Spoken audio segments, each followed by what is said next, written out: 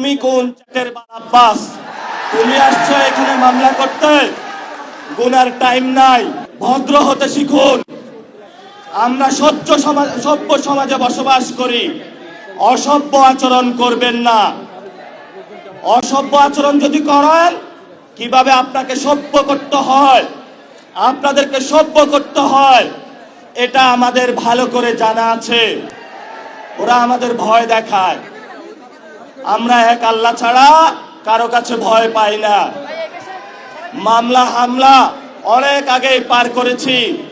শেখ হাসিনার আমলে রিমান্ডে নিয়ে আমাকে মাথা নিচের দিকে দিয়ে, পা উপর দিকে দিয়ে সারা রাত নির্যাতন করেছিল, কখনো আপোষ করার চেষ্টা করি নাই। তুমি কোন চাটের আব্বাস? তুমি আসছো এখানে মামলা করতে? গুনার টাইম নাই।